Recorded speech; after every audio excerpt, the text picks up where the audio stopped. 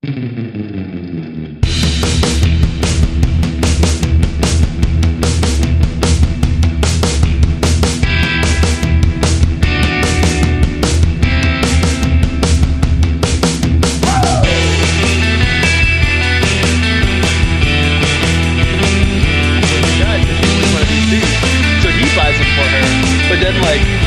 then the kid brings him home and puts his shoes on his mom, and then she immediately dies.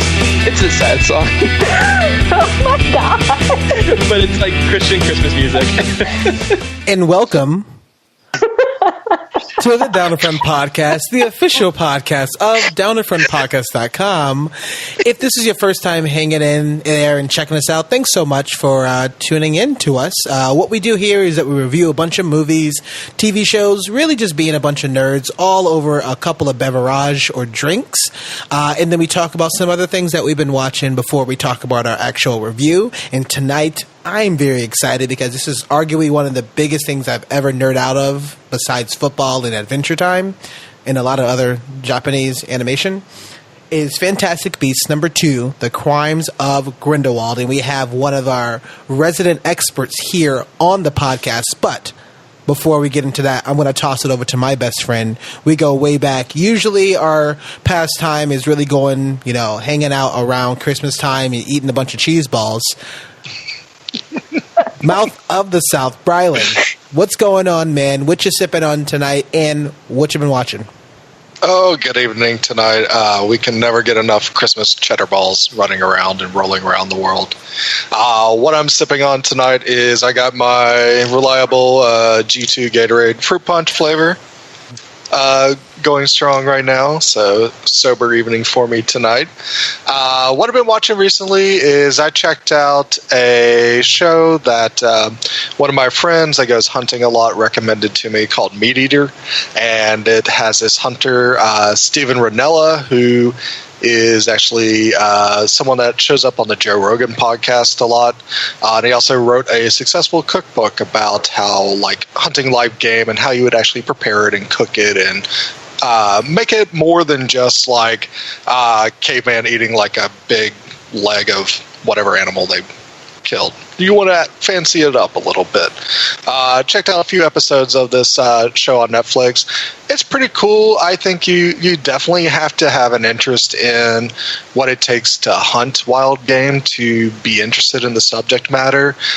Never gets too super graphic or anything, so if anybody's worried about that, it doesn't really get that far. It's more about the process that happens when it comes to hunting, and he is a professional hunter and conservationist, so he's not baiting animals or anything that's inhumane like that. It's all about him versus the elements and him versus does he have the skill and the ability to actually take down this animal who can run 60 miles an hour in 0.5 seconds before he even makes a move. So it's really cool to see what how they actually go through that process. The other thing I've been watching recently is The Romanoffs on Amazon Prime. I'm about 5 episodes in. I feel like I like Matt Weiner's writing. I like his characters that he creates.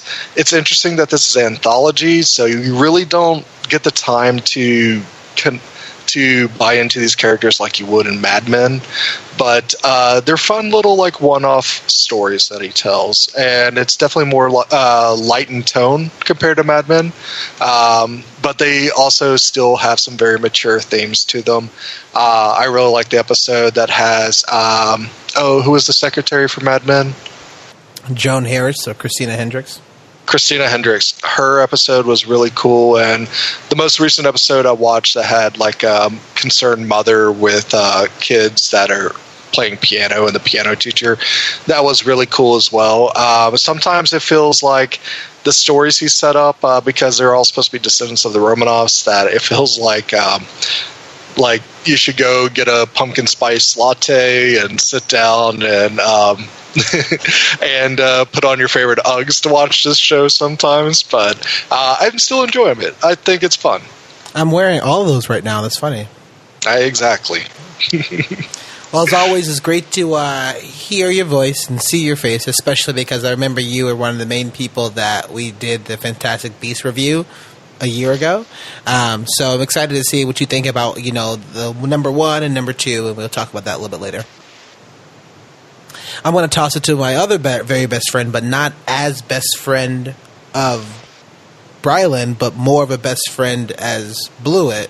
Mocha Mike, how's it going, man? It's good to see your face. What you been sipping on and what you been watching? Hey, everybody. So happy to be here, even if it's playing second fiddle to Bryland. I completely get it. That guy is a gem. But I'm very excited to be here today to talk about Fantastic Beasts, The Crimes of Grindelwald. Spoiler alert, the crimes are domestic abuse. As for what I'm drinking today, I am drinking a delicious beer from a craft brewery. It's called Reap What You Sow. The brewery is called RAR. I think it's called RAR. Maybe it's pronounced just RAR. I call it RAR. But it's a brewery down in Maryland. And this particular beer of theirs is a stout that is served in pints and 12.3% alcohol by volume, which is a hefty hit. But it tastes delicious and is surprisingly sweet and not too heavy for a stout. So I actually quite enjoyed it. As for what I've been watching, I recently saw a film in theaters called Boy Erased. This is a movie that I was really glad I was able to catch. It's about the son of a Southern Baptist preacher who comes out to his family as gay, and because he lives in a Christian household that believes that that's a sin, he is sent to a what's the word I'm looking for? Like a re-education camp, basically to fix his gayness. And it's actually a true story. The movie is based off the memoirs of the same boy who's in the film. And it was a really, really intense watch. These sort of re-education camps are still legal in like 36 states, and they're really fucked up, and they do a lot of fucked up things to people and mess them up forever, and are very abusive and can cause a lot of psychological and physical trauma. And the things that this kid witnesses and sees while he's in there is pretty traumatic. But the movie itself was really cool to see, and it's great to see this sort of thing talked about in mainstream culture, because it's something that I've just been aware of in general from growing up in a Christian household, and I've always thought it was just really, really shitty. And I feel like more light needs to be shined on this so that it can be outlawed in federally. But it was definitely worth a watch. So check it out if you want to see a sad movie that has a slightly uplifting ending. I know I was trying to actually find to watch that movie, but it was kind of tough in my area. So I'm really hoping that does become some sort of right release, especially now. I know a lot of people come together for the holidays and watch a lot of movies, so I really hope that is out in a wide release, because I have been hearing a good amount of just buzz about that movie, and also the cast is really, really strong. Mm-hmm. Well, thanks so much. I was glad to see your face and see you have a Yankees hat on, so I guess at least you're good for something. You got to rep the home team. I'm going to toss it over to one of my best friends, our very special guest. Super excited because she finally has caught up and watched other Star Wars movies, but we're not going to talk about that. Oh, awesome. Yeah, finally. It took her 33 years, but it's fine. Meeeaghan, how is it going? How are you? It's great to see your face. What are you sipping on tonight? What have you been watching? And when's the last time that you saw the last Harry Potter movies? It is great to be here, so thank you for having me. I am currently drinking a wine called Curious Beasts because I felt that it needed to be themed with tonight. Mm-hmm. You win. It's pretty good. They have a cab and a red blend and a Chardonnay, so any kind of wine you're into, they've got it. The last time I watched a Harry Potter movie was quite recently, but 2 winters ago, I came to visit Boston, and Warren and I sat down and watched all of the Harry Potter movies back to back in one weekend. I think it was snowing outside, which was good, but aside from rewatching every Harry Potter movie always, I'm watching The Chilling Adventures of Sabrina on Netflix. I was a big fan of Sabrina growing up. Very, very different show. not even remotely the same.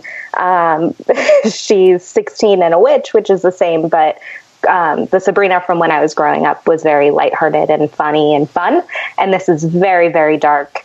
They all basically worship Satan.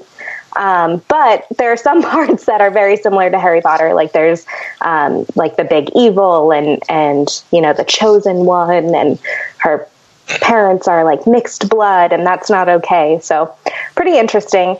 Aside from watching Netflix, I've been listening to Binge Mode Harry Potter, which recaps all of Harry Potter. They do 6 chapters at a time and kind of look at it as if they're digging deep into a literary text. So they'll look at different themes amongst the chapters and kind of highlight things that you didn't catch the first time you read it. Now that we've read all the books, seen all the movies, and they kind of pull in different things from the entire Harry Potter universe, including Fantastic Beasts and The Cursed Child. So pretty neat. I'd highly recommend it. I love The Cursed Child. I don't know if you ever got a chance to talk about that, but I really, really love that. What episode are you on? Did you already finish The Chilling Tales of Sabrina?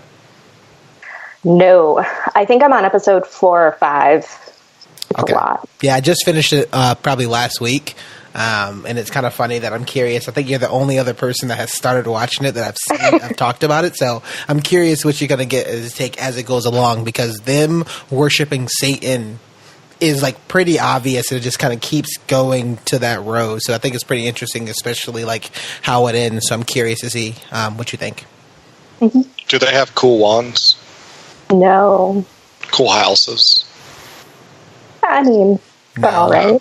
No. I'm not watching it. Yeah. Cool robes. No. I'm not watching it. It's interesting because if you've ever seen Riverdale or read the Archie comics, Yes, I have. it's in the same universe. Yep. So it's got that very like 50s retro vibe, but people have iPhones. So it's very like, what year is it? And they may or may not do a crossover with Riverdale. So just throwing it out there. It'll be interesting if they do. Mm-hmm. I'll check it out. Well, as always, it's great to have you on. I'm super excited to get your feedback and for you to probably correct all of our errors that we will be talking about. Are we calling this the Harry Potter universe? So the Wizarding World. Okay, cool. Which one of my favorite things about the intro was the intro to the Wizarding World, where it's the book that opens and it's all of the wands and it's the W. That's cool. Is it a W? Yeah, that was really neat. It was W. Wizarding World. Oh, okay. Trademark J.K. Rowling. Always good to hear. Well, my name is Warren. I will be the host for this evening. I am currently drinking Jameson Ginger Ale because I am not creative. And I have been watching. Have anybody seen Patriot Act by Hassan Minhaj on Netflix? No. I haven't, but I'm in a group chat with a bunch of brown people, and they're all talking about it constantly. Oh my goodness. So I really enjoy, I'm really trying to kind of get into politics and less into comedy, but politics is just kind of sad. At least not politics, but it's kind of current news. So, I watch a lot of John Oliver, but I think already he is hilarious. He has a Netflix special that he already kind of talks about himself, but he talks about Netflix. He just talks about these, it seems like random things that are happening, but really kind of goes from an educational point. So he talks about a lot of history. He talks about Amazon. He talks about oil. He talks about the most recent one. He talked about big labels like Supreme. And there's a particular term that talks about it. So really, really enjoy this show a lot, especially if you have Netflix. I mean, this guy's absolutely hilarious, and he doesn't necessarily kind of hold his punches. He talks about the fact that he's brown and how that has affected him in his life and kind of growing up. And he's just kind of really pretty honest about it, but I think it's pretty cool. So if you haven't seen him before, if you haven't seen it, definitely check it out. I think some of his episodes are under 30, 40 minutes. But it comes weekly. And that's just kind of weird. I'm not entirely sure exactly when it shows up, but usually I go back to Netflix and I see there's another episode. So as long as you check one day a week, you should be good. Yeah. Do you get the feeling like there's too many of these politically focused comedy shows right now? Because I feel like there's a new one popping up, and it's which ones do I watch? I mean, like, yeah, I'll check out. I even got to the point where, like, I'll watch John Oliver, like, once a month now. And I just don't need, like, the constant input of, let's do biting criticism towards politics. He actually made a hilarious but, like, very true comment on that. Oh, yeah. This past episode, he's like, yeah, there's a million of these shows that are popping up, so what makes it different? And I think he said something like, there's a million of these shows that are popping up, but I'm the only brown one. And I'm like, he's not wrong, I do like him more, and I like John Oliver a bit more, because it feels like they show their evidence. The evidence is there. They kind of tie it back. I think John Oliver is actually, like, more visceral and, like, definitely targeted to Trump and in Scientology, right? Whereas he's go through a lot of different topics and he really goes into the history of these things and how it's actually affecting you today. But it's not like a call to action. It's more just kind of educational, but it is funny. So although he does talk shit about people, I don't think he's doing it in a mean way. He's just saying, hey, this is what actually is happening, people. You may not know. Yeah, it sounds like more of it's cultural focus than just pure politics. Yeah. Two things about that. One is that Hassan Minhaj, much like John Oliver, they're both Daily Show alums. And so that's just like kind of goes hand in hand with their approach and the way their shows kind of tackle issues of the day. But also, yeah, Brian, there's definitely a lot of these type of shows out today. I feel like more so than previously, the current political climate, regardless of which side or which beliefs you fall under, is something that is itself forcing itself into the daily mainstream conversation, whether we want to or not. And so it kind of makes sense because it opened up this market for these kind of shows where before, when the Daily Show first came out so many years ago, it was about politics, but it was at a time when people, like young people, didn't have to care about politics, and Jon Stewart kind of brought it to the forefront for us to learn more about. But I feel like that's different with the current administration. I feel like every day we're forced to, whether we want to or not, have some kind of have some sort of interaction with politics. So. Oh, yeah, you turn on the news, the jokes write themselves. You don't need someone to tell the jokes for you. It's quite sad, really. But I think it's definitely a good show, especially if you're trying to get into it, if it's something that you want fun that's also kind of educational. I like it. I like also John Oliver's, so don't get me wrong. I didn't really care too much, or I'm not really into like the Daily Show. I think that's a little bit more kind of drawn out. I like these shows that come on, at least it's a little bit more sort of like centered and like structured. That's a little bit quicker. So I think it was a lot of those episodes. So I'm like, I don't like that much. But I like these once a week. I think it's kind of fun. So I'm excited. We're going to go ahead and transition to our new segment. So if everybody wouldn't mind, go ahead and raising their glass for our new Send a Sip. And so I'm going to start with my best friend. We go way back, Mr. Mocha. Who are you sending a sip to? That's a great question. I think that I will send my sip out to my buddy Kendall, a.k.a. Kendaru-kun. Today is his birthday, and as I say this, I realize that I forgot to text him. So I'm going to do that once I pass it, but for now, this sip goes out to him. What a friend. What a friend. Brylan. It's not midnight yet. Fair enough. Brylan, who are you sending your sip to? I'm going to send my sip out to House Slytherin, founded by Salazar Slytherin. It gets too much bad of a rap, so it's great to see in this movie that there is a good Slytherin doing good things, and even making some brilliant sacrifices as well. The one criticism I would have about the original Harry Potter series is that all the good guys are on Gryffindor, and then they say all the bad guys are Slytherins. Hey, let's get some class diversity going on here. Some people can be bad, some people can be good. It doesn't matter what house you belong to. A lot of the bullies that were bullying Hermione and them were in Gryffindor, and you've seen it a lot in the books and in the movies. So I haven't read the books yet, so I'm pure movie person. So I appreciate Brylan's "there were good Slytherins on both sides" stance here. Yeah. Hey, Draco might be a douche, but he's our douche. I mean, we already know like one of the best Slytherins was Snape. So yes, we got Snape. He's on our team. So House Slytherin, I'll send a sip out to you. Meeeaghan with 16 E's. Who are you sending your sip to? I'm going to send my sip to Derek, who is arguably the nicest third of Friends with Blends. Wish he could be here with us, but he's out of town. So cheers to him. Thank you for cheersing me. I was cheersing, but I was also drinking, so I didn't want to spill it all over my computer. So I'm actually going to have 2 sips. Yeah, I'm going to do it. I'm going to send out a sip over to Burnt Tongues Media. Actually, it was 2 new sort of media and sort of podcasts I started listening to.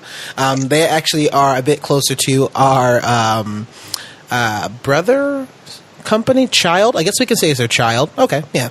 So we have our Fear Boners is our child podcast hosted by Andrew Abbott. So they do a lot of horror and sort of a thriller sort of episodes. Was actually pretty cool. And another new podcast I started listening to is called The Rewatchables. Has anybody heard of them? No. Oh man, they just talk about the rewatching factor of like old movies, and I started just being in love with one of the episodes they're talking about is Forrest Gump. And I know everybody here has heard our first episode that we talked about our movie rankings, and Forrest Gump was number 1 on my list. So super pumped about that. So send a sip to both of you, and thanks so much. So at this time, we're going to be getting into our spoiler section. But before we get into that, I'm curious who's going to go around and ask per theme. I'd like to know what everybody's houses are. And we're going to talk about either the American houses, which is a little bit different. What we're probably going to talk about is the original houses from Hogwarts. So I'm going to start with our special guest, Meeeaghan. What is your house, and do you think it fits? I am a Hufflepuff. If we're going based off of purely Pottermore, but I have been pretty close to 50-50 Hufflepuff and Ravenclaw, and I think Hufflepuff is definitely a good fit for me. I do love Newt, and I think that we're kindred spirits, so I definitely agree with it, which is why I bought myself a hoodie that said Hufflepuff. That's fair enough. I mean, I'm not going to make fun of you. I'm going to toss it over to Mocha and says, what house are you? So for the Hogwarts houses, via Pottermore, so it's as official can get, I was Gryffindor. So shout out to my fellow Gryffindors throughout the world. As for my Ilvermorny house, I'm a Thunderbird, which I'm pretty sure is kind of the American equivalent of Gryffindor. So at least there was some consistency there. But yeah, that's where Pottermore set me up. Mouth of the South. What you got for me?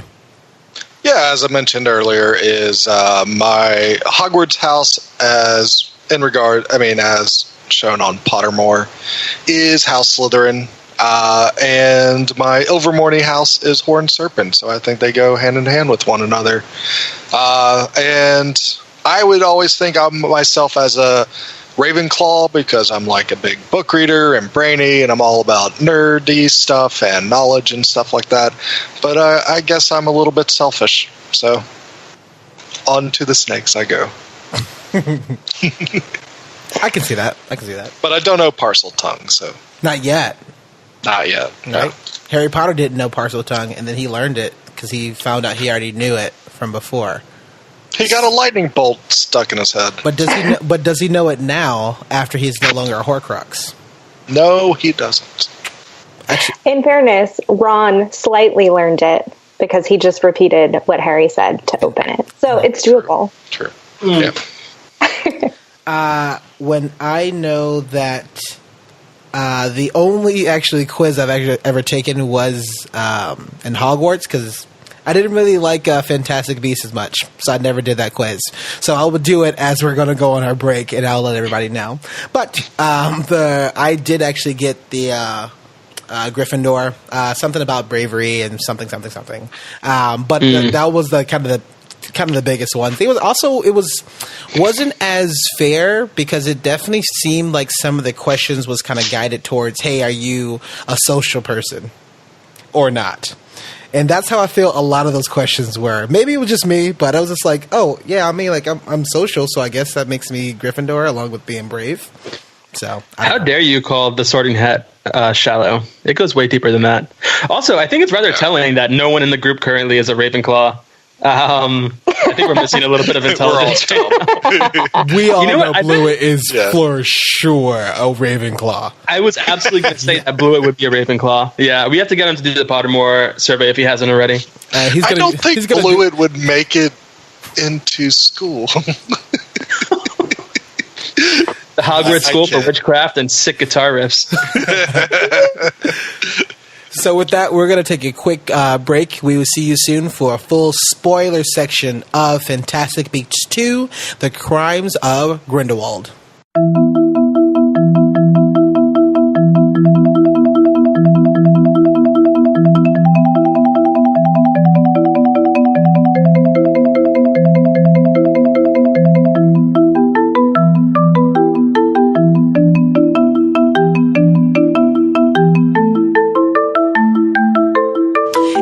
Are back, and we are the Down the Front podcast. We are in our spoiler section, so if you haven't seen the movie, we are reviewing Fantastic Beasts 2, The Crimes of Grindelwald. I would say you may not want to pay attention, you may want to stop, you may want to pause. Definitely go check out this movie. I think it's fun, especially around the holidays. It's a pretty big family movie. It talks a lot about family. So you definitely want to go check it out. Come back and pick up where you left off and resume the podcast. We have a great group of people here. We have the Mouth of the South with Brylan. We have Mocha Mike, and we have our special guest Meeeaghan. So we're going to be breaking this up into a couple sections as we usually do. I wanted to add a bit of section, especially because we've already reviewed this movie, the first version last year, and we know that there's going to be a couple other movies, at least one later. So we're going to be breaking up into acting and the characters as we normally do. We'll talk a bit about the story, about the Wizarding World sort of universe building, as well as talking a bit about Dumbledore and Grindelwald. And then the last section, I did want to talk a little bit about kind of future theory, some other questions, because I know this movie has been getting a lot of questions, a lot of kind of feedback about it, and so people are pretty polarized about it. So I'm going to toss it over to Mr. Brylan, the Mouth of the South, and says, talk to me about the acting and characters. So I'll first start off by going into probably two of the more main characters in this movie. First one is Johnny Depp as Grindelwald. I'm sure I'm not the only one. When I saw the first Fantastic Beast, and at the end when Colin Farrell turned into Johnny Depp, I was just like, what in the hell is this? And why did they get Johnny Depp for 2 seconds of film footage? It was definitely dumbfounding and weird why they would make that choice. But as we saw Grindelwald move around in this film, I found him to be really cool and really interesting. And they have this, he has this gift of being able to persuade people to believe whatever he says. And I found him like both equal parts charming and vicious at the same time. And I thought it was kind of amusing that the way he spoke about things, why he's on the path he is, it always sounded like he was giving a TED Talk. So I thought that was a really cool part of his character as well. Along with Johnny Depp, Jude Law's Dumbledore. So we have already seen two Dumbledores in Richard Harris and Michael Gambon. I know some people have some reservations about how Michael Gambon approached Dumbledore, but I always thought he was a really cool character. He's not like your normal, everyday, like wise old wizard. He had a temper, he had some arrogance behind him, but also he was always there trying to do the right thing, which I thought was really cool. And I think Jude Law, even though I think we can't really totally see how he's connecting this character to what Michael Gambon did in the Harry Potter films, I start to see like the seeds being sown here. And I think Jude Law brings this kind of like brashness to him, but also earnestness of he's a younger professor, still young and probably kind of naive as well. But I think it's really cool to see him kind of entrust in Newt like the same way he entrusted in Harry. And it's not about like, you're not the strongest wizard in the world. Apparently Dumbledore and Grindelwald are like badass wizards that no one can touch. But it's really cool to see that he always has like these motives of like encouraging who he thinks are the right people to handle the job, which I think is really cool. The only downside I would say is like, hey, if he's the goat of wizards, let's see him unleash that magic. Let's see him actually show what he's capable of doing. I think that would have been badass to see about Dumbledore. I mean, even kind of going back of a couple of these points, I was super nervous and also kind of bummed that when Johnny Depp, which was the huge spoiler in the first movie, was sort of introduced, I was like, holy shit, please do not do anything that I've seen in all the movies of Pirates of the Caribbean. I just don't want to see any of this. Please, I have not seen you in a good movie in a very long time. And so now seeing him here, and I actually liked it. It was pretty subtle. He wasn't really on screen too much, but when he was, I know you said it was a TED Talks, but I think that's kind of funny. I liked that it felt like his character was very subtle, and it definitely seemed like it was, again, more complex, and there's a lot more to him. And it wasn't, although he's playing a character-looking actor, it wasn't like he was hamming it up. To really hope he kind of keeps to that way too. And kind of the same thing approach of kind of Jude Law. And it's very interesting because Jude Law has had, long, crazy career, a lot of different roles, just like Johnny Depp, but none is that animated. But he's also doing a bit of a straight character, but it's kind of playing reserved. And it's also something like there's something that it seems like both of them are hiding, which I thought was pretty interesting. So I like at least where they were going in this actual film, at least with these two characters, right? This is the first time that we see two of the most influential characters ever young on the same screen together, right? Not in the same scene. But that's something that I'd like to see more about, and I would love to see whenever they kind of interact. So I think that'd be pretty cool. Yeah. Also thought Newt Scamander was actually much better in this film than the previous movie. I thought he was one of the weakest points of the original Fantastic Beasts. I was annoyed by Eddie Redmayne's just mumbling and hunchiness and just like looking away from everybody, and that he was just like overly shy in the first one.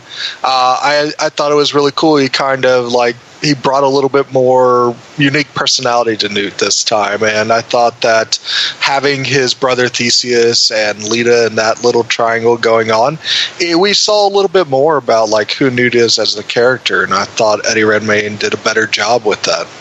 Go ahead.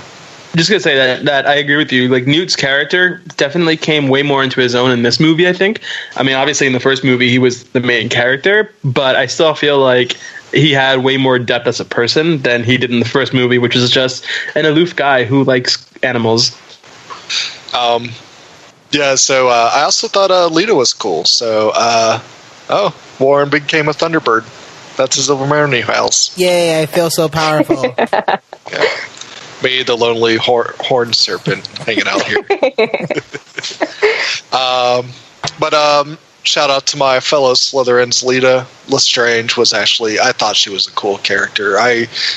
She didn't get much screen time, but there was actually this back history of her family that kind of added a lot of drama and tension to what was going in the film. And I thought it was really cool to explore that. And it's also cool to see a Slytherin that is willing to make the ultimate sacrifice. And she gives her life to save Theseus and Newt, which I thought was really cool. I don't know if she. Oh, go ahead.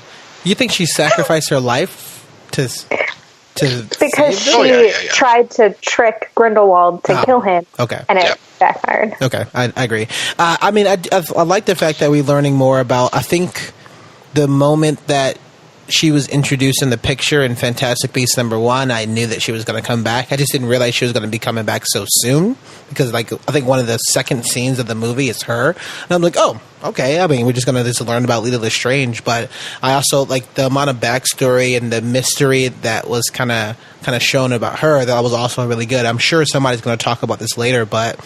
I know Megan's going to definitely talk about this later, but the scene that, we start learning, what they're afraid of, I thought that was kind of pretty cool because at one point you had no idea what the hell that was, right? And I'm like, that, okay, I mean, we have something a bit more deep and a little bit more complex of figuring out what the heck that is. And, that comes back later on. So, I'm sure we're going to talk about it a little bit later, but I'm glad that we actually kind of get a bit of a sense that, just because of the name, right? And I think we've seen a lot of that in the other Wizarding universe with Harry Potter. Just because you have the name doesn't necessarily mean that you're ultimately evil. And so I like, at least in this particular case, we're meeting and we're being introduced to a lot of characters that may have a similar name or some sort of lineage, but they don't necessarily have to be automatically evil. Right, I think that's actually pretty cool, and it's nice to see J.K. kind of writing these complex characters. That is probably we talked about Snape, right? We talked about Sirius. We talked about Albus, right? She has a really, really strong knack to writing complex characters that we can all at least sort of side with, at least at some points, but they're also human, right? As in they make mistakes, or they're also like people too. So I'm really glad that we are getting a lot of that in this movie, like a lot more character work. Not enough, I think, but we have a lot more character work, something that I really, really felt was not there in the first film with just about anybody. And so I'm really glad, at least for the majority of this movie, it felt like we're kind of going back and learning more about these characters that we were just introduced to in the first movie, about a lot of their backstory and other things that is affecting them. Yeah, absolutely. And I would say, like, as far as other characters I would mention, or other acting that needed some work, Ezra Miller continues to, like, just dumbfound me why he's in this series. He was basically silent and just considered a monster in the first Fantastic Beast, and now the only thing he could say is, "Who am I?" So why does he walk around and just, like, look solemn and deadpan the whole time? What's his point? This is such a huge point of contention for me with these films, because Ezra Miller is a good actor, and his talent is completely wasted on Credence's character, and it's not his fault. It's the writing around Credence or Aurelius, or whatever you want to call him. I think that now that Steve, Steve Dumbledore. But no, now that he's found a new daddy in the form of Grindelwald, I'm hoping that in the next couple of movies, he'll find some agency and some actual dialogue. But man, what a waste of a major, major talent. Yeah, absolutely. Along with that, Nagini was kind of just like eye candy, just to see her transformation and stuff, which was really cool. They tried to like shoehorn in this like little love story between her and Credence, and I don't know if it was just love or just friendship or anything. They're just two wayward souls trying to get it through the world with one another. But if you're gonna take a character like Nagini and give her some type of presence in the movie, give her some more things to do, or let's build out her personality as well. Also, I'd love to see more young McGonagall at Hogwarts, like when after Lita shuts that girl's mouth up and then she opens it and then shuts it again. I was like, that's pure McGonagall. I want to see more of that. That's amazing. To me, like in the original Fantastic Beasts, the character that I thought was amazing was Queenie. She is underutilized in this movie. It's kind of sad to see her put set to the side. I can understand how she's easily persuaded to go to Grindelwald's side because that's his special power. Her special power is reading minds. She's still my babe, but she definitely got the short end of the stick in this movie. But other than that, I still love those Klepto moles. They're amazing characters. Even having the baby Klepto mole run around was pretty cute. If we're going to be in Paris, why don't we see the Beauxbaton School? Oh, that's a good... Maybe it's not open yet? I'm assuming it should Maybe be, not. though. No, it's one of the four main houses. It's been around for a while at this point. That is a good at least 5 years. Yeah, this is a good call out. Yeah, I'm curious to hear more and kind of see more about Queenie. I know that she got a lot more. Well, she probably got about maybe equal kind of screen time, but seeing how she seems to have some sort of breakdown, and we don't know if she actually is reading his mind or not, and she's just kind of going with the flow and kind of then it also seemed like she was like, maybe this is not what I want to do. I just kind of hope it's not like a moment that she has to kind of sacrifice, or she's going to try to betray one of the strongest, most evil dark wizards, right? And she ended up dying because she tries to be a good guy in the end. I think we've seen that story a lot, so I'd like to see that more for her. But I thought her character was kind of weird. I like Queenie's character a lot. She's a lot of fun, which is something that you want in a Harry Potter movie. You want at least one or two characters who are just pure fun. I find I think her accent is great. I know it's supposed to be like shot as like grating or obnoxious, but I think it's super attractive. I don't know if this is because I grew up watching The Nanny, and so I have a thing for Fran Drescher, and as a result, I have a thing for Queenie too. But she, I go back I think to my cousin Vinny. Yeah, exactly. Boom. Marissa Tomei. Our entire generation has been raised to enjoy those type of voices, but I think her character is great, and I think she's interesting, and especially with the way things turn out in this movie. It's arguable that she, more so than Newt, is one of the most innocent characters from Fantastic Beasts, the original, and even in this one. And this will tie into more of what I have to say about the movie, but the fact that she was turned by Grindelwald into someone who supported his like magical Aryan race mentality, I think that's meaningful from a plot standpoint. And the fact that we didn't see any of that and we didn't get to see her transformation, we just got to see Queenie's innocent and upset at her boyfriend to Queenie is a race supremacist for the wizarding world. It just happened day or night.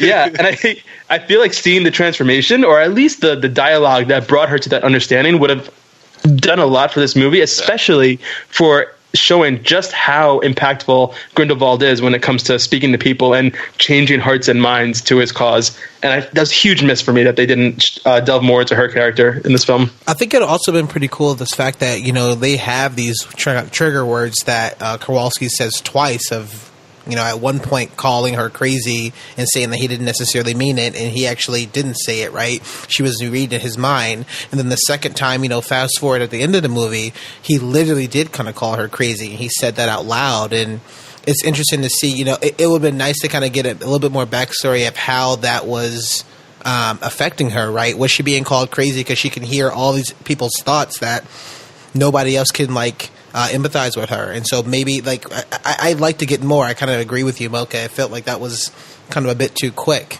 and it's kind of a bummer. I agree, and I think that's probably one of my biggest issues with this whole film, this whole series, is you have these characters who have such potential to be such great characters, such fantastic role models, and we just don't get it. And especially from the female characters. In Harry Potter, you have Hermione, you have Mrs. Weasley, you have Bellatrix Lestrange, who is crazy, but she's a very strong female character. You have McGonagall. You have all of these people who have such a great developed character. And you come to Fantastic Beasts and you have Tina, whose name I forget half the time. You have Lita, who had an amazing opportunity, and she was gone before you even got to see it. And Queenie, who you don't even really know what happened. You have Newt's random assistant, who I'm not sure if we even got her name. And so it's just, I agree. There's so many missed opportunities, and that was such a huge part of what made Harry Potter great, was the character development and the way that you could just kind of connect with these people, and you just don't get that in these films. I totally forgot Tina was in this movie. Right? And she's an aura, right? We see a piece of ripped newspaper that she's she finally has got that. She was basically being snubbed the entire time. Badass. She finally got that. She's out and doing that, and she's literally locked up. And the way the story's crafted between these two movies, she is the other protagonist, right on the same level as Newt. Mm-hmm. And the fact that you forgot that she was in this movie is a scathing indictment of this movie's inability to do meaningful things with its characters. Crazy. What you got for me, Mocha?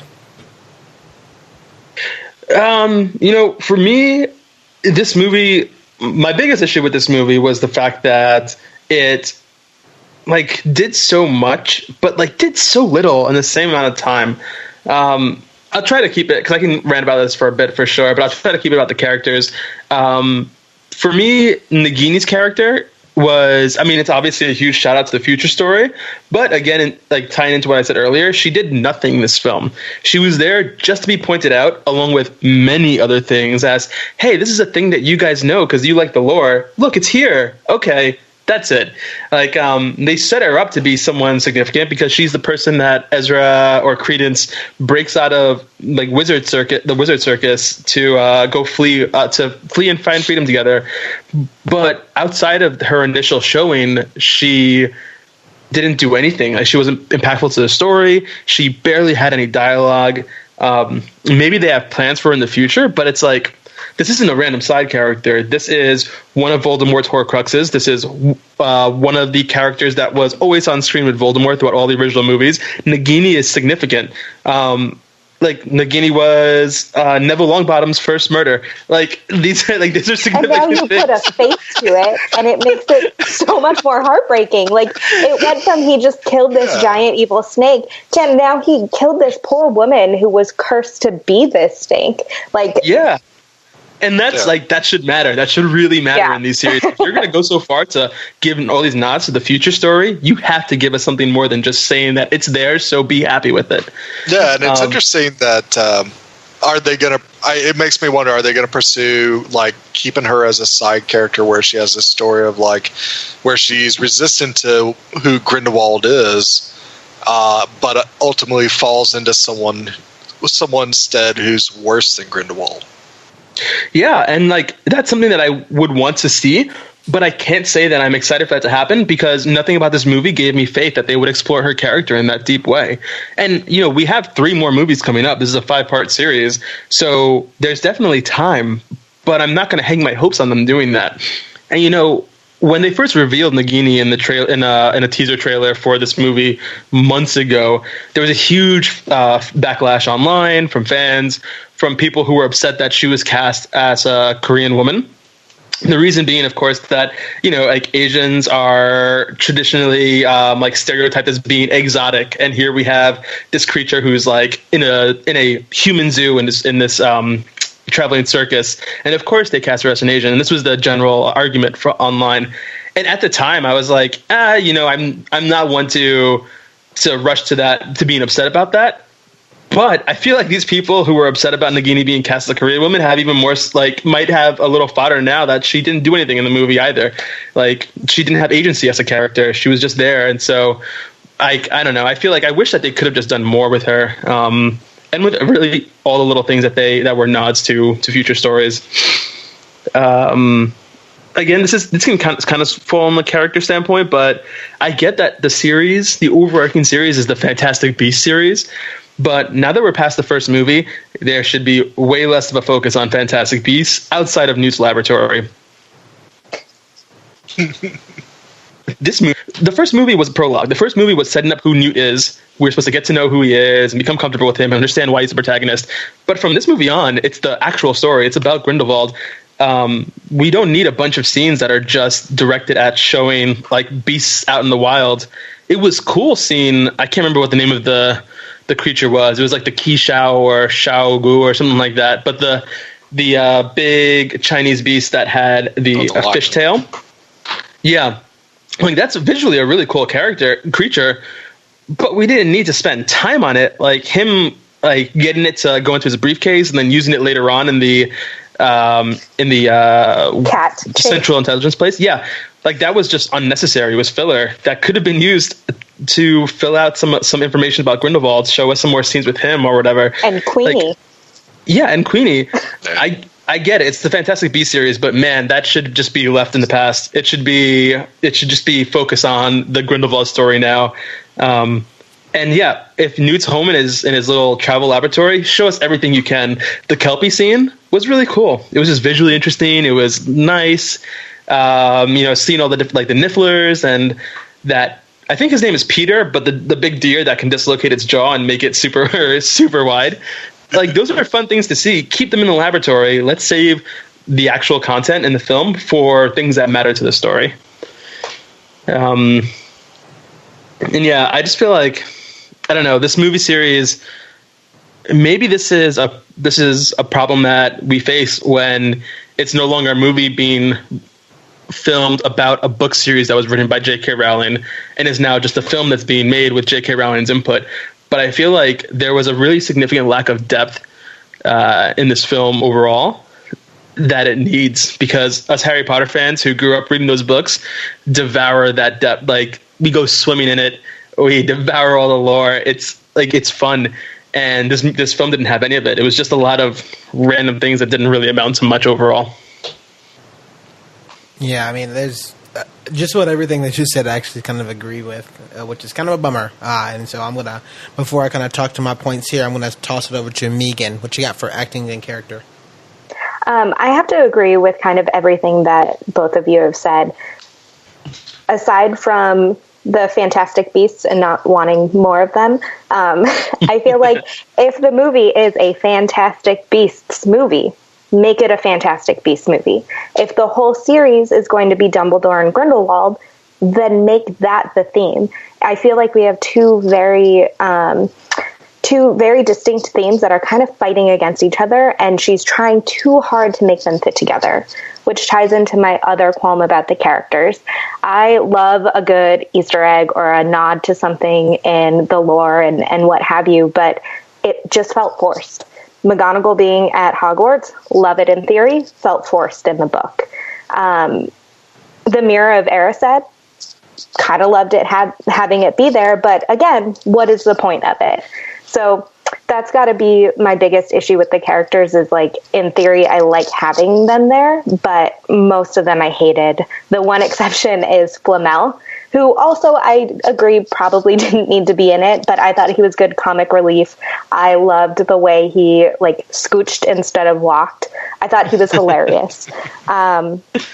One final note, like, very, very minuscule note, the young actor who played Newt as a kid, I really liked it because probably it was just the haircut, but the same kind of arched back, not making eye contact. I feel like he did a really good version of being a young Newt. So I appreciated that.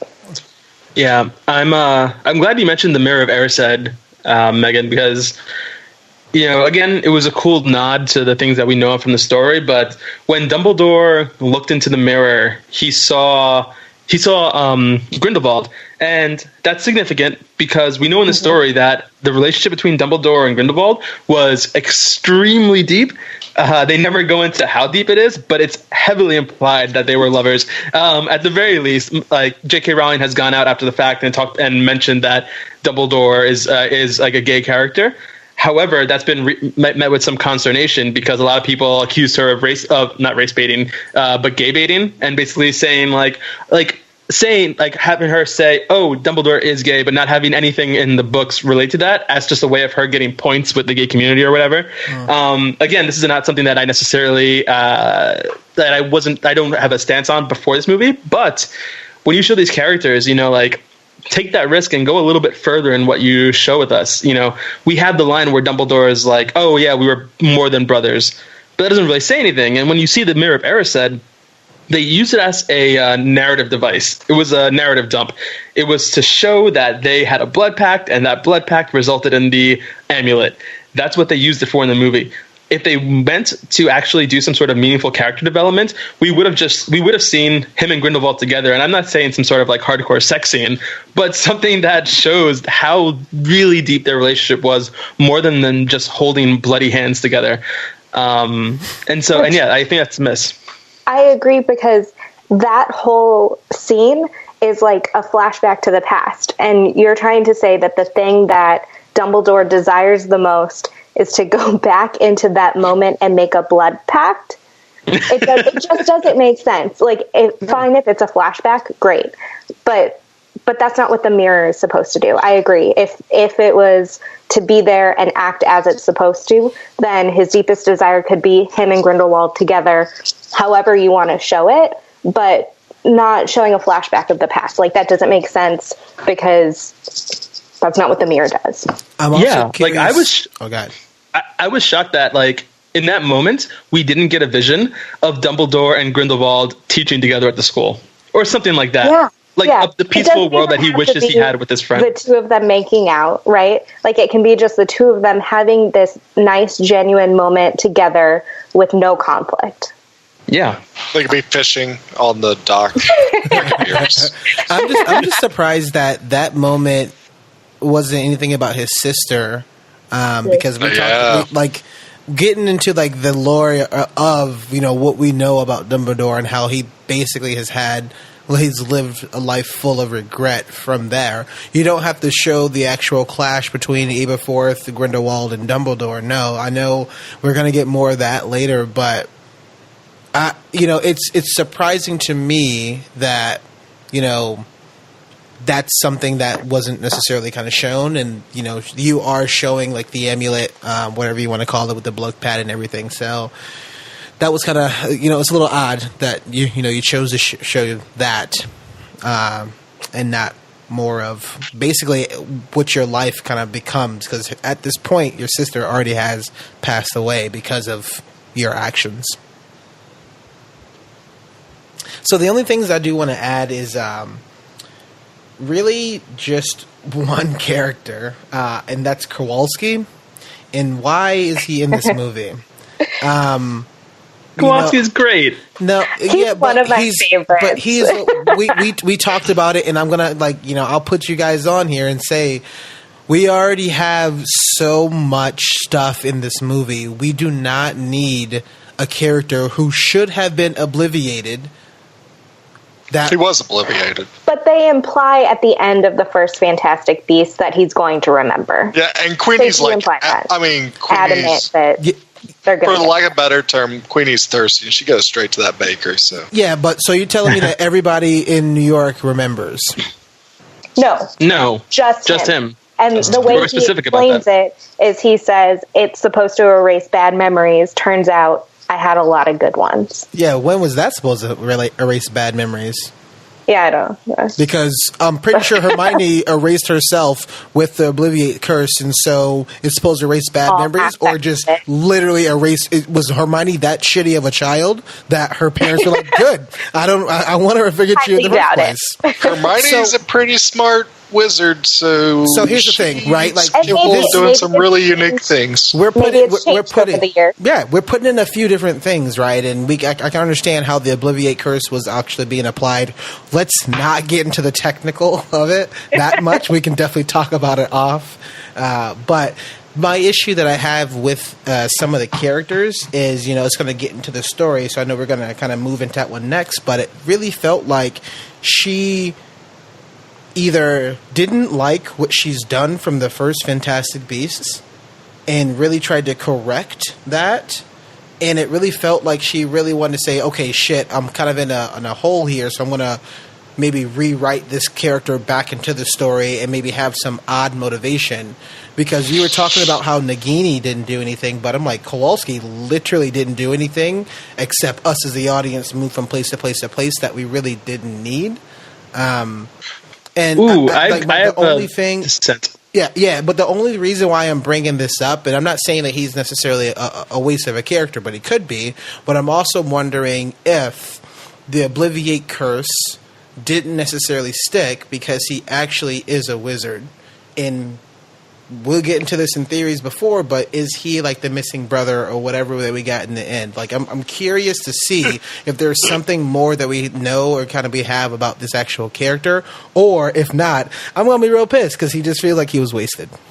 I don't think that's the case. I think it's great that they just took 2 seconds to say hey, that Obliviate Curse didn't work. Sorry.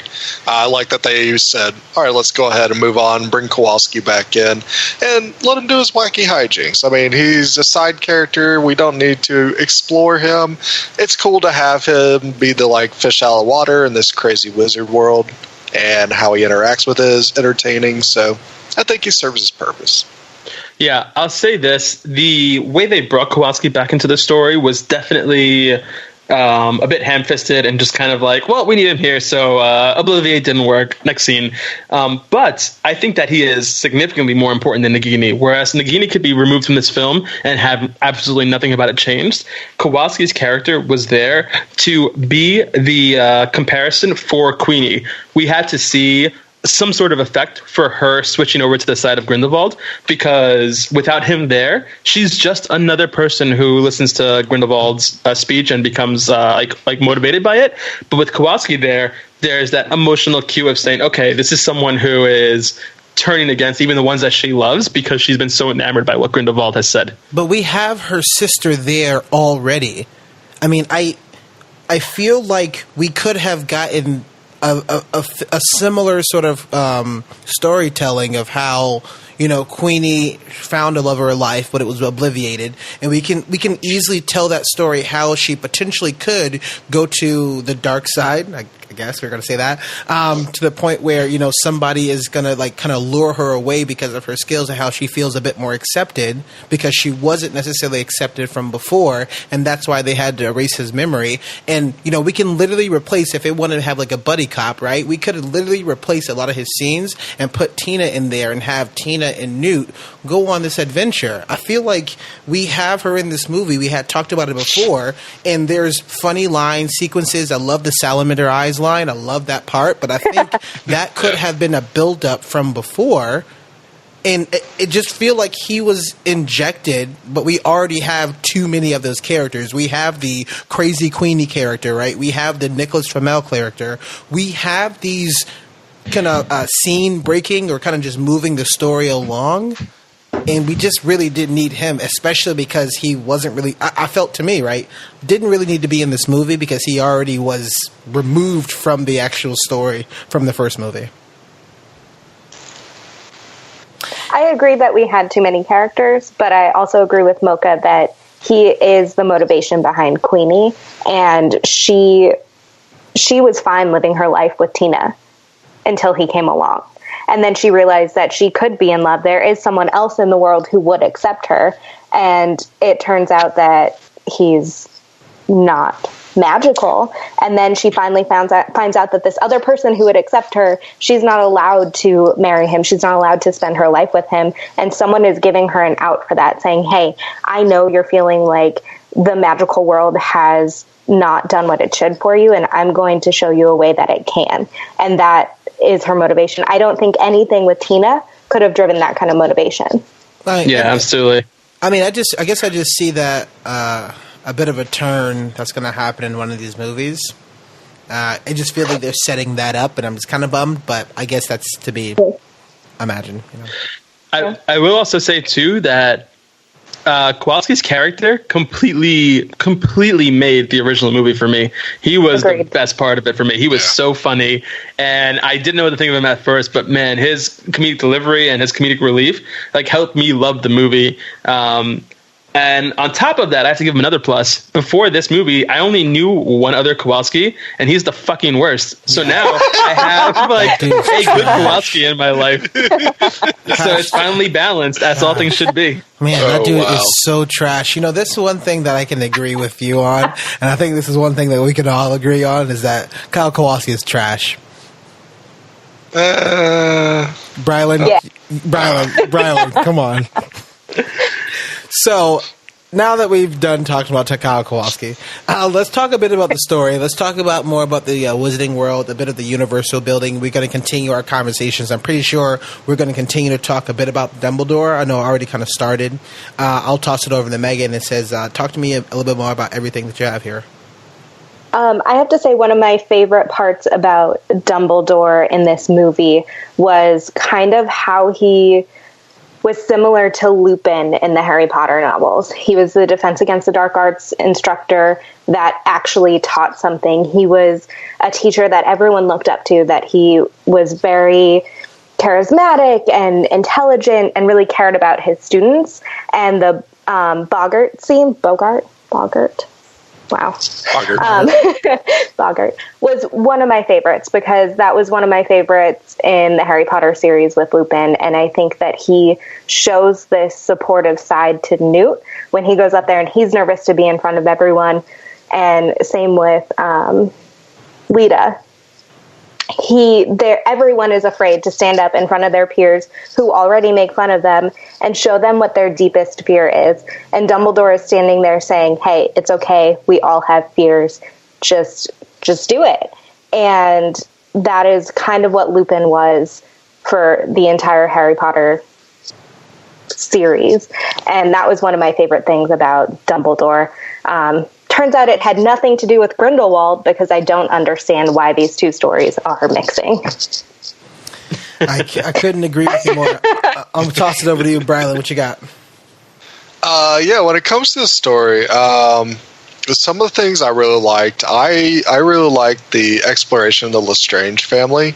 It made it very, very dark, and it just reminding us that even though this wizarding world starts in like a very magical and fantastical place, that they're not afraid to actually explore some very dark overtones and make it very serious at times. Like the whole story behind Corvus Lestrange using the Imperious Curse on Lita's mother and literally just like enslaving her and taking her back and making her have his kid and everything, and she dies in childbirth.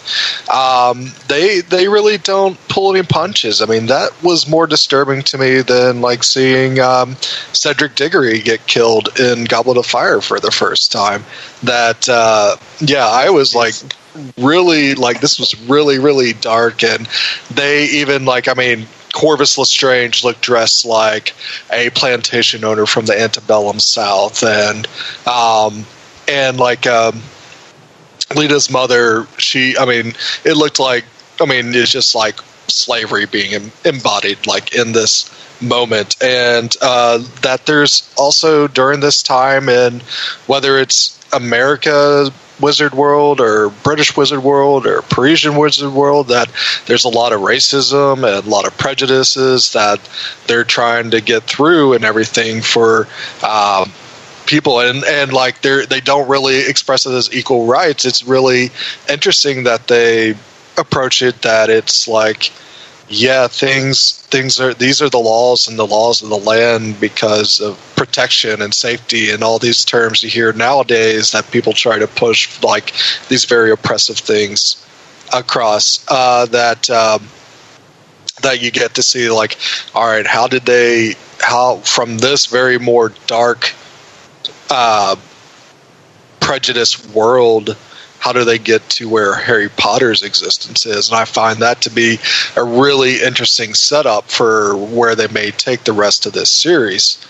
I also thought that this movie also really improved on the lack of coherence that the first film had. Like, the first film was just like, let's throw Wizarding World stuff at you 24/7, constant.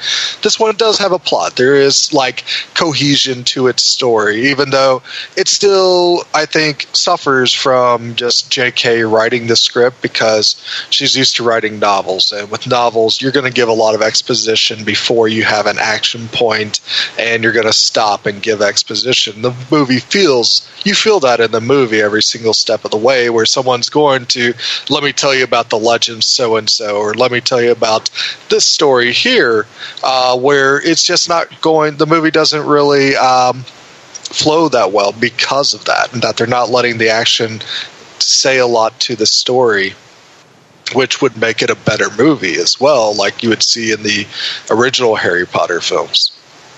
Brian, I really quickly just want to take a quick step back and jump off of something that you said earlier when you were talking about how legitimately disturbing it was to see how Corvus Lestrange handled his relationship with, Lita's mother, her mother. You mentioned that it was really disturbing and upsetting, and it definitely was, but I have to give props to the writers of this film, because there's actual historical precedence there. This movie takes place in the late 1920s, which means that when Lita was born, it was in the late 1800s, and Senegal, which is where her mother's from, was a French colony during the late 1800s. So the notion of Corvus Lestrange, like this white French nobleman, going to Africa and just taking someone and saying, well, you're my sex slave moving forward with magic, and I'm going to impregnate you, and like it won't even matter to me if like that you die. Like that's an actual like historical tie-in that I think is way deeper than this movie needed. Like I would have expected this movie to go, and I actually appreciate, because not only is it disturbing from a conceptual standpoint, it's actually kind of in its own way historically accurate with how a similar situation might have gone through at that time. Yeah, absolutely. That's a good call out. Yeah. Yeah, it's also something where I think like if they definitely explored like ideas like that a bit more, that the movie would be a lot more entertaining as well if they actually gave people things to think about like that. But also I felt like because they did focus on exposition a lot, that the action suffered a lot. So we do get some moments of magic and wonder, like you mentioned the lion earlier, or like, I mean, even those black cats that the lion was fighting, those looked really cool. But I mean, ultimately, like we see that, like we got these very all-powerful wizards like Grindelwald and Dumbledore, and the most we see Grindelwald do, besides being a voice of persuasion, is put a lot of drapes over houses, and also just make a ring of blue flame, which turns into some 3 cool dragons, which at the end, for some reason, who knows? Yeah. The best action in this movie was in the opening before the titles card. Like when Grindelwald escaped, that was some good fucking wizard action. Yeah. It was like they were soaring through the sky. They were fighting people on brooms. He was doing cool stuff with his magic, like filling the inside of that cart with water. And that set a tone for me that did not get followed up upon throughout the rest of the movie. Brylan, a couple things. That spell that Grindelwald kind of does, I thought it was supposed to be a nod to the spell that, I can't remember his name. In the book, it was a different person than it was in the movies, but basically it's like, it's a fiend fire, I think it was called, a hellfire or something like that. I thought it was a nod to like one of the, spells that you're never supposed to do anymore, because it basically just burns everything in its path until it's no more.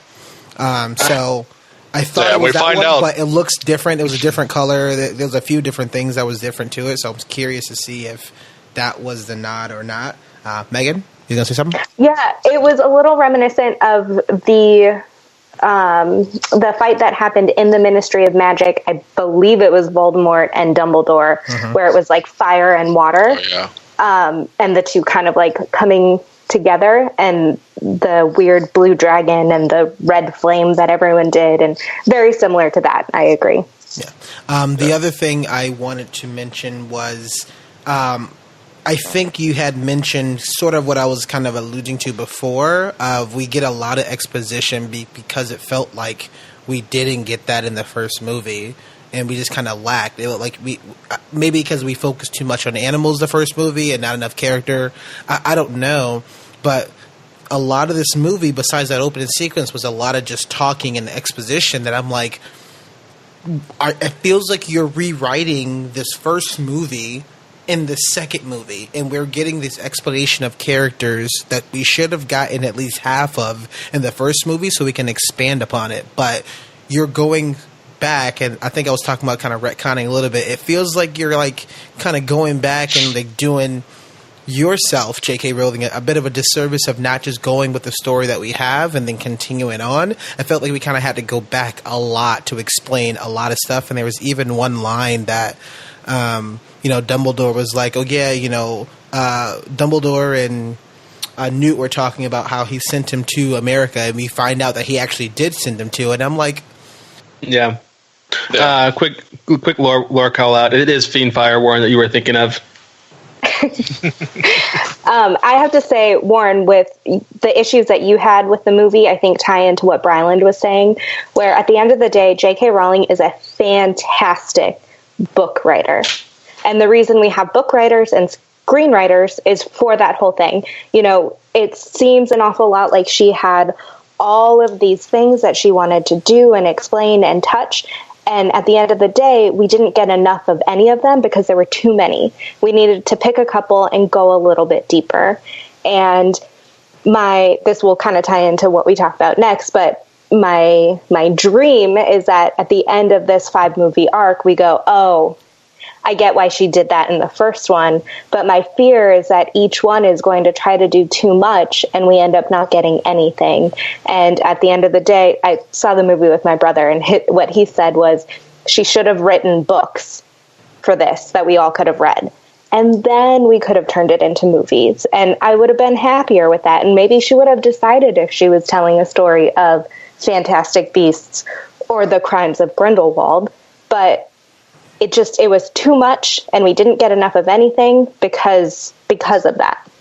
And it's a bit of a bummer. I think we all would have loved, I can't say we all, I'm sorry. I think a lot of people would have loved to read these books, if that they were, but now she's releasing the screenplays of it, and I'm like, I mean, I don't know if that's the best way. And I think one of my favorite books out of the Harry Potter universe, if we talk about top 3, would be 1, 7, and then 5. And 1 because the movie that book starts off by hinting and talking about the Deathly Hallows of what it freaking ends at. And I'm like, oh my gosh, the first 5 pages, right, is super, super powerful. You can go back and reread the first 5 pages, maybe like 10. And I'm like, oh, she already knew exactly where she was going with this.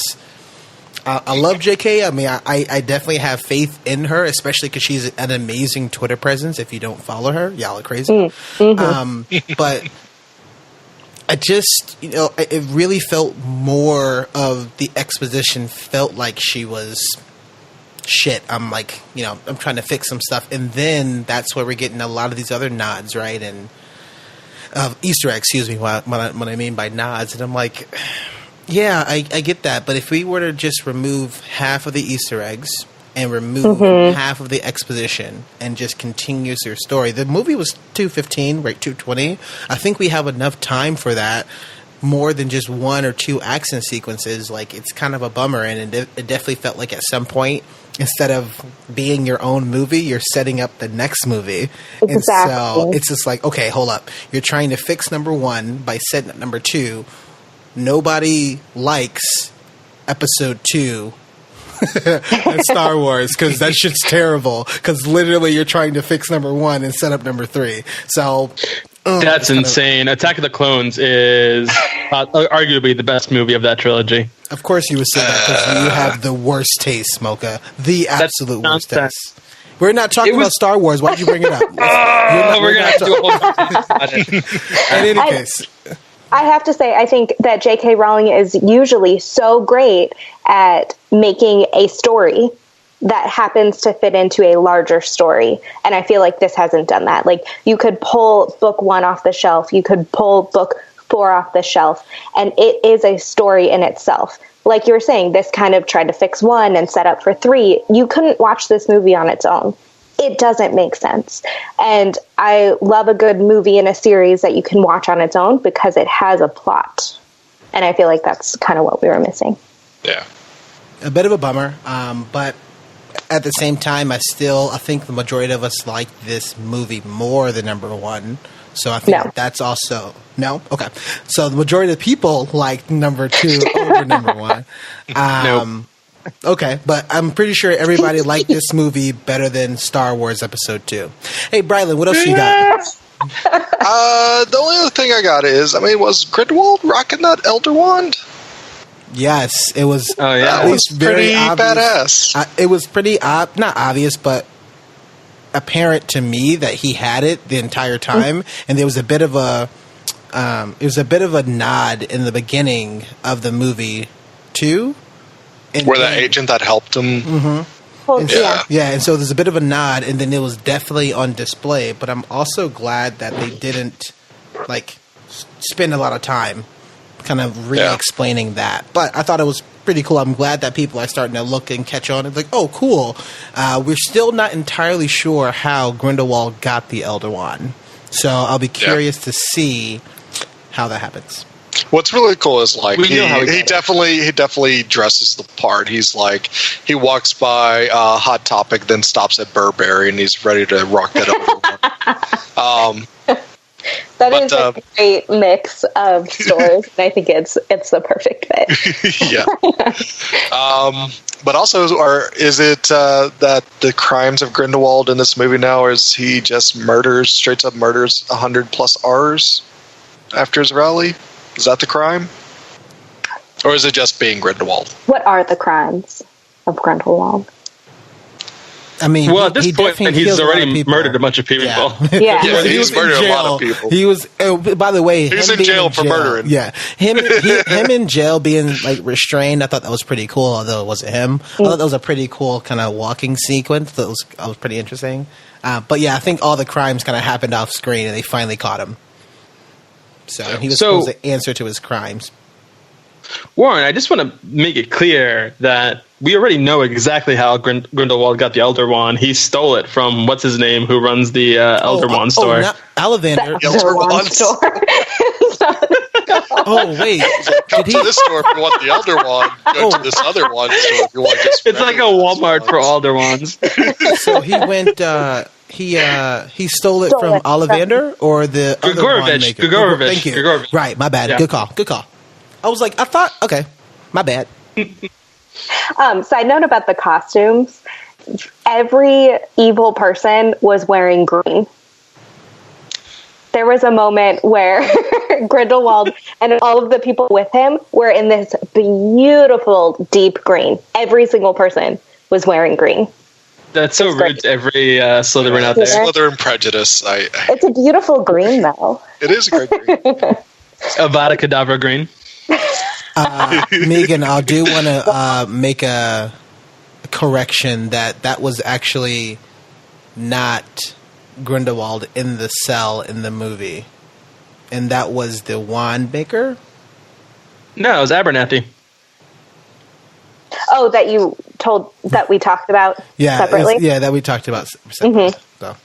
But I talked about it. I think it was movie number 6. It's when they're learning about the Deathly Hallows and they're trying to figure out where the Elder Wand is. They're trying to backtrack and figure out. And then they visit. Yeah. Okay. Mocha, what you got? Any other thoughts?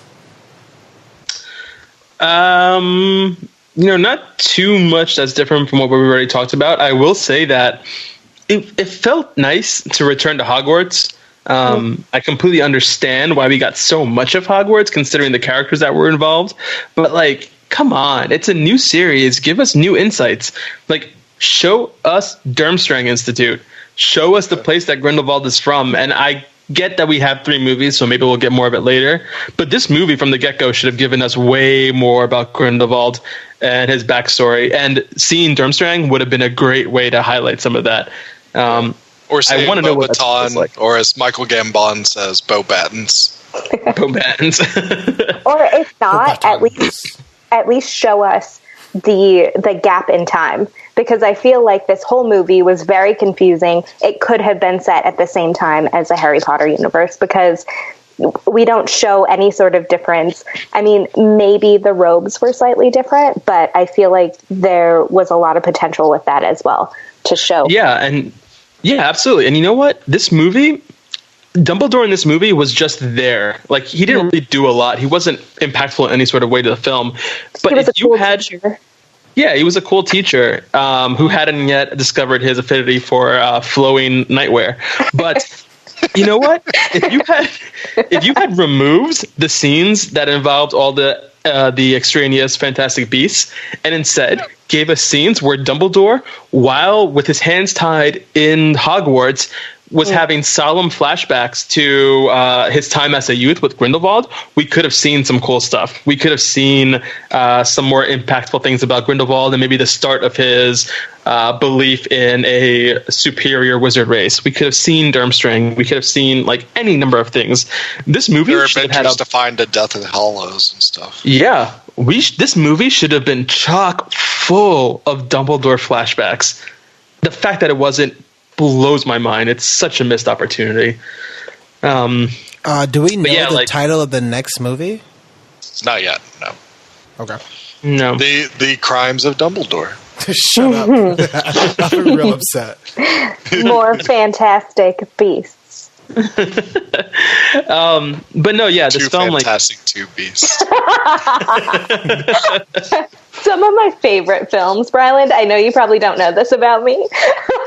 Such a soft spot for the Fast and the Furious. Terrible. oh man, and then Jason Statham joined them. Great time. we'll have a last call about Jason Statham. But no, yeah, this movie missed a huge opportunity. We should have been getting so much backstory for these characters. We should have gotten so much world building, so much extra lore. We know Hogwarts so well, and as Harry Potter fans, we know every little detail about those previous stories. JK should be giving us nonstop new thing after new thing, which I felt in the first movie. Like, the first movie took place in America, and that was completely untouched in the previous movies. That was really cool. And this movie, we went to Paris, which we know has its own wizarding school, which we know has its own wizarding culture, and all it gave us was a few inside shots of their Ministry de Magique, but nothing that was really meaningful. And fuck, man, like, why wouldn't you take that opportunity? It just seems insane to me that they wouldn't have. Yeah, and I guess Lita was kind of dressing in like that Beaubaton silk type of style dress. Bo Biden. Yeah. That Bo Biden style, Joe Biden style. The one thing that we saw in Hogwarts in this movie that I really enjoyed was when Lita opened up the desk, and it was L plus N or whatever. There was a Deathly Hallows symbol in there, and I liked that. That's probably the extent of it. Yeah, that is a good Easter egg, actually. I didn't even notice that. But, I'm glad you guys pointed out Lita, because I thought her character was really cool. I thought that her character was significant, but I feel like the film didn't give enough of a meaningful focus to her, so that her untimely death would have an impact. Like, when she died, it just sort of happened, and we're supposed to be really moved by it, but, like, we needed more. All we got out of her was just the flashback, which was cool, and the acknowledgement that she had a chip on her shoulder from her time at Hogwarts, being a Slytherin and being a Lestrange. But man, like, we didn't get nearly enough from her out of this movie for her death to really hit us. In the last movie, all we got of Lita was a picture at the very end. If Lita had been introduced in the first movie and then died at the end of this movie, that would have set a precedent for the next 3 films. That would have like shocked me. But it just felt kind of like paper thin in this movie. I really wanted to know more of the backstory behind the love triangle. I know Warren strongly disagrees, but she was clearly really, really good friends with Newt, and they hint at it, right? Like, that there was some sort of connection, that even in the time that the movie is set, there might still be something going on, but she's engaged to his brother. Like, how did that even happen? I know it doesn't really matter to the plot, but why throw it in there? No, yeah, exactly. If you're going to put it in there, have it matter and tell us why. And maybe that's a reason why Newt and his brother don't get along. That would be a great way to explain it, and yet we don't. And there's precedence for that too. Like, we had love triangles in the first Harry Potter movie. It was a big part of it. Yeah. So, like, why not? Like, we would understand if we got that. And the thing is, it wouldn't be a love triangle for the sake of random romance. It would have fleshed out these characters more, which we're told in this movie, hey, Newt doesn't like his brother. You should care about it. Yeah. Like, what I thought was cool, we don't though, know why. What I thought was cool, though, is, like, you don't hate Theseus. He's not a dick or douche or anything. He's a bit more of a straight arrow than Newt, but he doesn't come off as a bad dude, which I thought was really cool. And it's like, so where's all this animosity coming from? And I got the feeling that if there was ever anything serious between Newt and Lita, it was just unrequited, that Newt just kind of never took the plunge or never got the courage to ask Lita out. And Theseus was there to have a little bit more bravado and everything, and just won her over. I never felt like they fought over Lita. Just Newt was kind of infatuated with Lita rather than Theseus, who wanted to actually be with her. Theseus definitely has big one energy. All right, so we've talked a lot about the story. We talked about the characters. One of my favorite parts, and I'll try to keep my theories short. but I have a bunch of theories. But I'm curious. I'll go ahead and curve the question as where do you think the story could go? I know that there's a lot of questions that we actually ask. I'm curious to see what's some bigger questions that we have here. I'm not going to rattle all mine off. I know y'all all see my list, so don't worry. But I'm curious. Do we think that he is a new Dumbledore? I mean, if the Phoenix is Fox, I would say yes, and I'm believing that something will happen by the end of the series where Fox shows up at Dumbledore. Do we know where he get that bird from? They arrive at Dumbledore's household whenever they're ready to. I mean, it's just whenever the Phoenix is. Are you talking about to do his thing? Oh, where did Grindelwald get the baby chick? Credence had it. There was a scene with him and Nagini on like the attic or rooftop or whatever, and he was holding this tiny little chick. Where it came from, we don't know. We assume it came to him. No one knows. Maybe the circus. It's just there. All right. I still think that Kowalski is the missing brother, but you'll fight me about it. It's okay. The brother that drowned? Yeah.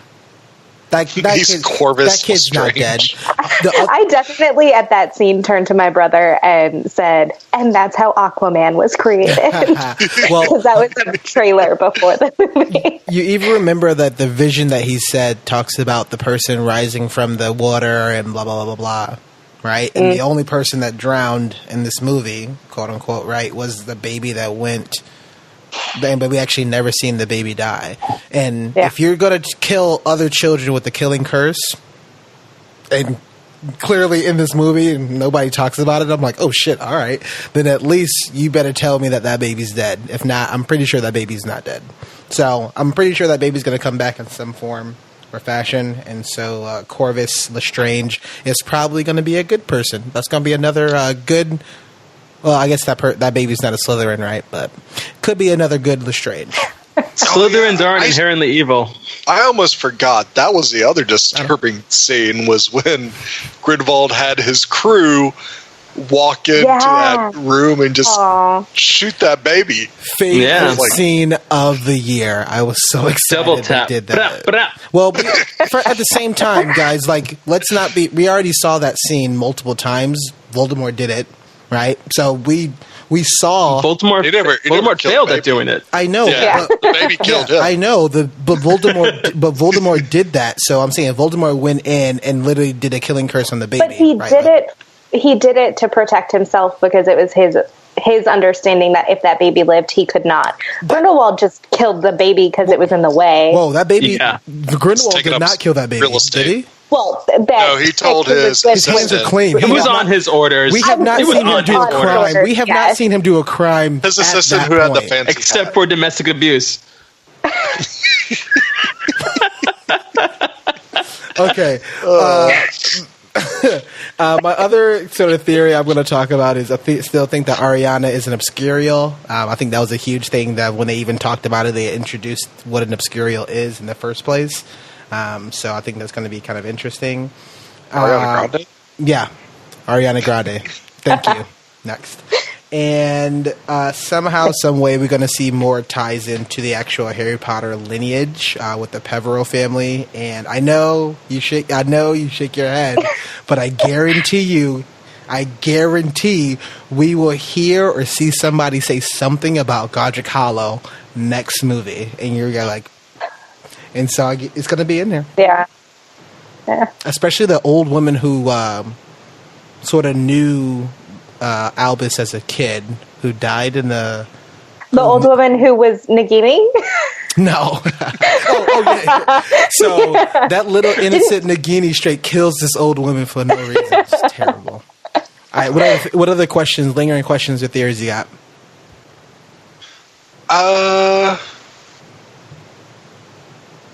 My biggest question is, how does this fall into the whole span of the story? Like, what is the point of this story? And how is it going to play out? I'm a little sick of these twists and turns of like, hey, this person is actually related to this person. Just kidding. There's 10 minutes left in the movie. We're going to swap it around and there's someone else. I love a good twist, but at some point it's too many and it doesn't make any sense. I agree. I predict there's going to be a moment in this series where Newt has to tell Dumbledore he's wrong and that he has to go against Dumbledore's wishes to actually do the right thing just because even Dumbledore is fallible. I like that. I like that a lot. That Newt is, as Dumbledore said, someone who has no interest in power. And at the end of the day, he's going to do what's right no matter what. And I really like that idea. Yeah. I did have another dark theory that I don't think Meeeaghan liked. Because I love Newt. Yeah, but I'm pretty sure that Newt is going to defeat Grindelwald, get the power of the Elder Wand, but somehow be like suffering and sort of possessed so that Dumbledore has to kill Newt. And that's how he gets the Elder Wand. No. That's a lingering question, right? How does the Elder Wand get from Grindelwald to Dumbledore? Yeah. It's not canon. But we know from history that Dumbledore defeated Grindelwald, so... But we know from history that Dumbledore defeated Grindelwald. We don't necessarily know if it happened by himself, by his own wand. We don't know if somebody else was there. I mean, could be. I'll tell you what, I'm proud of your imagination. You got a strong one. It's like vibrant. Well, as for me, here's the other thing that the other thing to note about it in the beginning is we also know that Newt is just as skilled, if not even more skilled, as an Auror as his brother and everybody else. So he has tons of skills. He could be another. I hope he's not like another exceptional wizard, but he also could be. He just doesn't really care about that too much besides focus on saving animals. So I like that version of it too. And there could be something that's going to tie into it there. Saving animals and using their talents towards thievery for the most part. And breaking and entering buildings. I think we all saw that coming. I'm like, son of a bitch. As for me, I have 4 main predictions for the upcoming movies. 1, Credence is not a Dumbledore. I don't think that's the case. He's pretty clearly being just manipulated by Grindelwald. If you have somebody who is super powerful but won't give you that power unless they know who they are, telling them that they're from the strongest wizarding family in history is a pretty easy way to get them on your side. So I think that Grindelwald is a liar. Sounds like Star Wars. Prediction 2. Prediction 2. The stick bug is going to get hit with an Avada Kedavra. It's gonna happen. Favorite character. He's gonna get the Groot treatment. He's gonna die. What Groot? Groot's Did not die. Mocha, that's unnecessary. You talk about my theories and how my imagination. That is completely unnecessary. Watch for it. We've got 3 movies left. Watch that dude get Avada Kedavra. Theory number 3. 2 of the next 3 movies in this series are somehow going to be more boring than this one. I think that the last movie is going to probably be super exciting and action-packed, but I think the next 2 are also going to be letdowns with the trajectory we've seen so far. And 4, my final prediction is that Johnny Depp is going to get Me Too'd way too hard for Warner Brothers to ignore, and we're going to get a more interesting actor in the role of Grindelwald for at least the final movie, let alone the last 2. Charlie Day. Yes. Charlie Hunnam. The Crimes of Damon. You think he turns back to Colin Farrell? I wish. I like Colin Farrell so much better than Johnny Depp. I do not like Johnny Depp as a person or an actor, and I totally get why he's Grindelwald because I get it, but I like Colin Farrell so much more. Especially with like the slicked back haircut from the first movie. Nothing about this movie convinced me that Johnny Depp was necessary for the role. And as part of that is the writing. Grindelwald didn't get a lot to do except for just be quiet and look weird with his bizarre eye. But I think that could have been done by a number of people. And so I guess we're going to have to wait and see with the next few movies if he lives up to his role. Idris Elba. Yeah, we need someone more charismatic as Grindelwald, because he's supposed to be changing people's hearts and minds. We definitely should have someone who's attractive and doesn't look wet all the time. I think that would be ideal. Ezra Miller? Paul Bettany. Ezra Miller would have been a better Grindelwald, I think, but I'm fine with him as Credence as long as he gets like a new line of dialogue next movie. So we can talk about future Why am I theories. here? We can talk about all these things. Let's get into a bit of our kind of lasting thoughts and impressions. Toss it over to Mocha. I think I may find some pushback on this, but I feel like this movie lacks all the charm of the first. It rushes through pretty much everything, and as a result, gives us very little substance in what should otherwise be a foundational series or a foundational film for this series. For me personally, hope dwindles for the rest of the series, and if it weren't for AMC's A-list, I probably wouldn't bother seeing any of them in theaters. That being said, if you're a big Harry Potter fan, go see it, but temper your expectations. You can't be any more incorrect. Rylan? Yeah, as incorrect as Mocha is. This is actually an improvement on the first Fantastic Beasts film, where it actually has some coherence and plot, and they explore some really interesting, mature themes in this film. And Johnny Depp and Jude Law are fantastic in their roles. I'm only really concerned that Grindelwald and Dumbledore may overshadow Newt's story. And I think that's like the big concern with the series going forward, is that they need to find a way to happily balance this or blend the Grindelwald-Dumbledore stuff into a side story that just adds to how Newt becomes an interesting character in the wizarding world. And I hope they definitely add a lot more magic and really cool stuff to the rest of the films. I would have to agree. I hope that the next 3 movies find some sort of direction, that they figure out what story they're telling, because we have 2 really good things that could happen. You could tell this Grindelwald Dumbledore story, and it could be moving and give us so much backstory on one of the most beloved characters in Harry Potter, or you could do some sort of fun, lighthearted, Fantastic Beasts movie, which is why I loved the first one. It was very lighthearted. So overall, I mean, I'm a diehard Harry Potter fan. I'm going to see all of them in the theaters, but I wouldn't be heartbroken if I didn't, because I was very disappointed in this movie. So at the end of the day, I think I really wish that number 1 and 2 so far was just one movie. I mean, we talked about a lot of pros, we talked about a lot of cons, but some of the biggest issues that I had is, I just really wish J.K. Rowling would trust in her writing. Really hope that she didn't really kind of listen to a lot of the social commentary and feedback that came through with people not liking it. So I think she has an idea. We definitely have to trust in the story that she wants to tell, whether it's the Dumbledore story, whether Newt Scamander is this new character and the new story that she wants to go with, whether she wants to do simultaneous storytelling, because, although the book of Harry Potter was named Harry Potter, it could have been Neville who's the chosen one. So lots of different things with it. Yeah, I definitely trust in her, and I'm excited to see where this is going to go.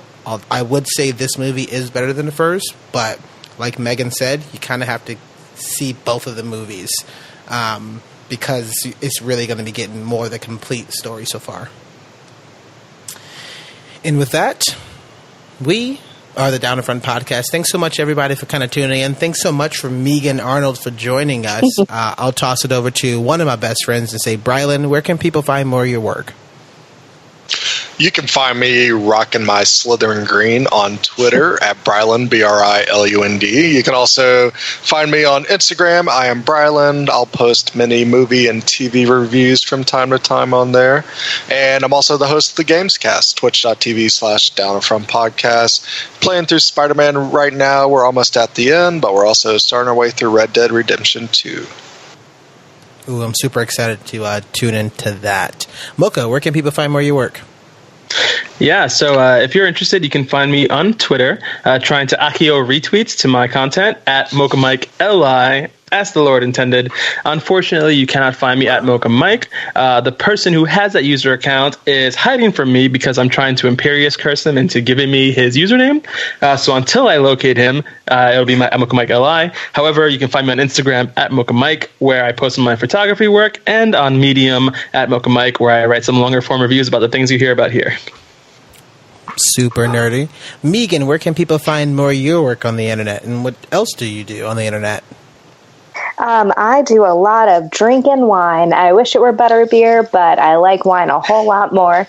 So you can find me at Friends with Blends, Friends W Blends on Instagram, Twitter, Facebook, with the one and only Derek, and of course Warren. Even though we disagree on so many things, we both enjoy wine. You know, that's the second thing I can agree with you. Kyle Kowalski's trash, and wine's amazing. Yes. Hashtag support ginger rights. We have been the Down in Front Gingers, podcast. the house elves of our universe. We have been the Down in Front podcast. Check out our Twitter at _DAFP. We're on YouTube. You can find us on Facebook, facebook.com/Down in Front podcast. You can also find us at our website, downinfrontpodcast.com. You'll be able to see a lot of our information, get our bios, a bunch of information, and we also have our links to our Friends with Blends and other small activity that I do. Check out more of our work and stay tuned for our next review of Wreck-It Ralph breaks the internet. Yes. Ralph breaks I'm the internet. so excited. Yeah, I was like, I think it's Wreck-It Ralph, right? Yeah. So I'm super love pumped Wreck-It about that. Ralph. Yeah. Good night, everybody. So long, and thanks for tuning in. Bye. Bye. I'm still pretty sure that. I'm still pretty sure. So I thought that Nagini was an enemy.